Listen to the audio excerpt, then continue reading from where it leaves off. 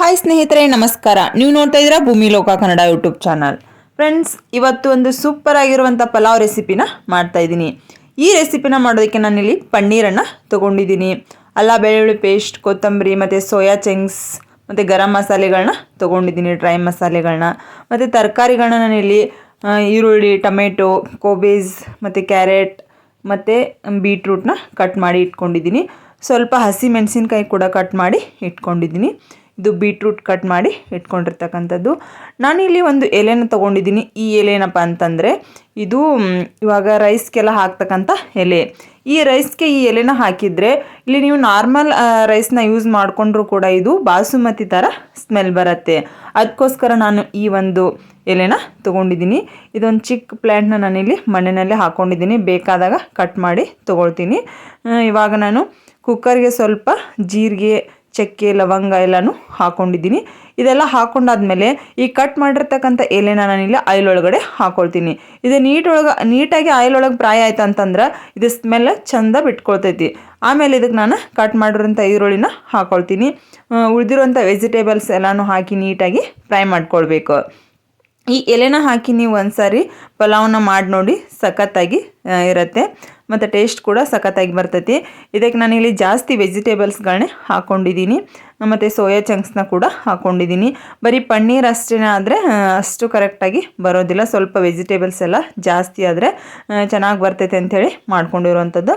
ಇವಾಗ ನೀಟಾಗಿದ್ದು ಫ್ರೈ ಆಗ್ತಾ ಇದೆ. ಇದು ಫ್ರೈ ಆದಮೇಲೆ ಸ್ವಲ್ಪ ಇದಕ್ಕೆ 1 ಸ್ಪೂನಷ್ಟು ಅರಿಶಿನ ಮತ್ತು 1 ಸ್ಪೂನಷ್ಟು ಅಲ್ಲ ಬೆಳ್ಳುಳ್ಳಿ ಪೇಸ್ಟ್ನ ಕೂಡ ಹಾಕ್ಕೊಂಡಿದ್ದೀನಿ. ಇಲ್ಲಿ ಮೇನ್ ಅಂದರೆ ನಾವಿಲ್ಲಿ ಅಲ್ಲ ಬೆಳ್ಳುಳ್ಳಿ ಪೇಸ್ಟ್ನ ನಾನು ಕಲ್ಲಲ್ಲಿ ಜಜ್ಜಿ ರುಬ್ಬಿ ಹಾಕ್ಕೊಳ್ತೀನಿ. ಅದೊಂದು ರೀತಿ ಟೇಸ್ಟ್ ಬರುತ್ತೆ. ಮಿಕ್ಸಿಗೆ ಹಾಕಿದರೆ ಅಷ್ಟು ಕರೆಕ್ಟಾಗಿ ಅನಿಸೋದಿಲ್ಲ. ಇವಾಗಿದು ರೆಡಿ ಆಯಿತು. ಇದಕ್ಕೆ ನಾನು ಸ್ವಲ್ಪ ನೆನೆಸಿಟ್ಕೊಂಡಿರ್ತಕ್ಕಂಥ ಸೋಯಾ ಚಂಕ್ಸ್ಗಳನ್ನ ಹಾಕ್ಕೊಳ್ತಾ ಇದ್ದೀನಿ, 1 ಕಪ್ ಅಷ್ಟು. ಇದನ್ನು ಹಾಕ್ಕೊಂಡು ಕೂಡ ಒಂದು 5ರಿಂದ 10 ನಿಮಿಷ ಇದನ್ನು ಬಾಯ್ಲ್ ಮಾಡ್ಕೊಳ್ಬೇಕು. ಬಾಯ್ಲ್ ಆದಮೇಲೆ ಮತ್ತೆ ನಾವು ಇದಕ್ಕೆ ಪನ್ನೀರನ್ನು ಹಾಕ್ಕೊಳ್ಬೇಕು. ಇದಕ್ಕೆ ಸ್ವಲ್ಪ ಉಪ್ಪನ್ನ ನಾನಿಲ್ಲಿ ಹಾಕ್ಕೊಳ್ತೀನಿ. ಮತ್ತು ಕೊತ್ತಂಬರಿನ ಅಷ್ಟೇ ಕಟ್ ಮಾಡಿ ಇಟ್ಕೊಂಡಿದ್ದೀನಿ, 1 ಕಪ್ ಅಷ್ಟು. ಅದನ್ನು ಕೂಡ ನಾನು ಇದಕ್ಕೆ ಹಾಕ್ಕೊಳ್ತೀನಿ. ಎಷ್ಟು ವೆಜಿಟೇಬಲ್ಸ್ ಜಾಸ್ತಿ ಆಗ್ತೈತಿ ಅಷ್ಟು ಪಲಾವ್ ಟೇಸ್ಟಿ ಆಗ್ತೈತಿ. ಮತ್ತು ಮಕ್ಕಳೇನಾದರೂ ವೆಜಿಟೇಬಲ್ಸ್ ತಿಂದಿಲ್ಲ ಅಂದರೆ ಈ ಥರ ನಾವು ಇದಕ್ಕೇ ಜಾಸ್ತಿ ಹಾಕಿ ಮಾಡಿಬಿಡ್ಬೋದು. ಇವಾಗ ಸ್ವಲ್ಪ ಉಪ್ಪನ್ನ ನಾನು ಇದಕ್ಕೆ ಹಾಕ್ಕೊಂಡಿದ್ದೀನಿ. ಮತ್ತು ಗರಂ ಮಸಾಲೆ ಮತ್ತು ಸ್ವಲ್ಪ ಕೆಂಪು ಖಾರನ ಇದಕ್ಕೆ ಹಾಕ್ಕೊಳ್ತೀನಿ. ಆಮೇಲೆ ಟೇಸ್ಟ್ ನೋಡಿಬಿಟ್ಟು ನೀವು ಮತ್ತೆ ಬೇಕು ಕಡಿಮೆ ಆದರೆ ಮತ್ತೆ ಹಾಕ್ಕೊಳ್ಬೋದು. ಇವಾಗ 1-2 ಸ್ಪೂನಷ್ಟು ನಾನು ಕೆಂಪು ಖಾರ ಪುಡಿನ ಹಾಕ್ಕೊಂಡಿದ್ದೀನಿ. ಯಾಕಂದರೆ ಇವಾಗ ಆಲ್ರೆಡಿ ಇದಕ್ಕೆ ನಾನು ಹಸಿ ಮೆಣಸಿನ್ಕಾಯಿನ ಕಟ್ ಮಾಡಿ ಹಾಕ್ಕೊಂಡಿದ್ದೀನಿ. ಅದಕ್ಕೆ ಕೆಂಪು ಖಾರನ ಜಾಸ್ತಿ ಹಾಕ್ಕೊಂಡಿಲ್ಲ, ಸ್ವಲ್ಪ ಟೇಸ್ಟಿಗೋಸ್ಕರ ಹಾಕ್ಕೊಂಡಿರೋದು. ಇವಾಗ ಇದನ್ನು ಸ್ವಲ್ಪ ಮುಚ್ಚಿಬಿಟ್ಟು 1-2 ನಿಮಿಷ ಇದನ್ನು ಬಾಯ್ಲ್ ಮಾಡ್ಕೊಳ್ತೀನಿ. ಬಾಯ್ಲ್ ಆದಮೇಲೆ ನಾವು ಇದಕ್ಕೆ ಮತ್ತೆ ಕಟ್ ಮಾಡಿಟ್ಕೊಂಡಿರ್ತಕ್ಕಂಥ ಪನ್ನೀರನ್ನು ಹಾಕ್ಕೊಳ್ಬೇಕು. ಮೊದಲೇ ಪನ್ನೀರ್ ಹಾಕ್ಕೊಂಡ್ರೆ ಜಾಸ್ತಿ ಎಲ್ಲ ಬೆಂದು ಹೋಗ್ಬಿಡ್ತೈತಿ.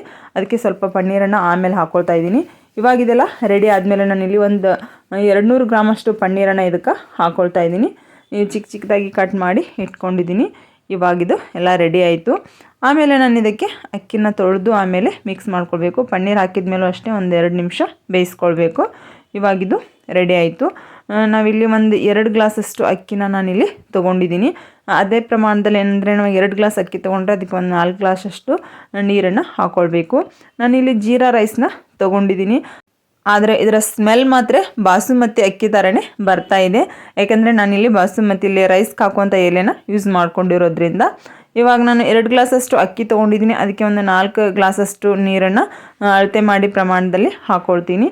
ಕುಕ್ಕರಲ್ಲಿ ಸ್ವಲ್ಪ ಜಾಸ್ತಿ ನೀರದ ಹಾಕ್ಕೊಳ್ಬಾರ್ದು. ಜಾಸ್ತಿ ನೀರಾದರೆ ಮಿದುವಾಗಿಬಿಡ್ತೈತೆ ಅನ್ನ.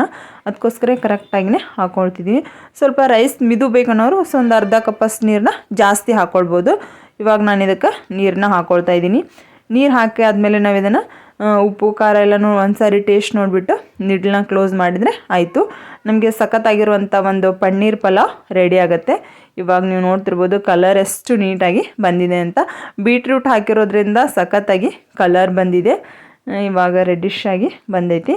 ಇವಾಗಿದು ರೆಡಿ ಆಯಿತು. ಆಮೇಲೆ ನಾನು ಇದಕ್ಕೆ ಸ್ವಲ್ಪ ಟೇಸ್ಟನ್ನು ನೋಡಿಬಿಟ್ಟು ಕಡಿಮೆ ಆಗಿರುವಂಥದ್ದನ್ನು ಹಾಕ್ಕೊಂಡು ಇವಾಗ ನಾವು ಇದರ ಒಂದು ನಿಡ್ಲನ್ನ ಕ್ಲೋಸ್ ಮಾಡಿ ಇಟ್ಟರೆ ನಮಗೆ ರೈಸು 3 ವಿಜಲ್ ಆದರೆ ರೈಸು ರೆಡಿ ಆಗುತ್ತೆ. ಇವಾಗ ನಿನ್ನೆ ದಿನ ಇವಾಗ ಕ್ರಿಸ್ಮಸ್ ರಜೆ ಇತ್ತಲ್ಲ, ರಜೆ ಇರಬೇಕಾದ್ರೆ ಏನಾದರೂ ಸ್ಪೆಷಲ್ ಬೇಕಾಗತ್ತೆ ಮನೆಯಲ್ಲಿ ಅಂತ ಮಾಡಿರೋದು.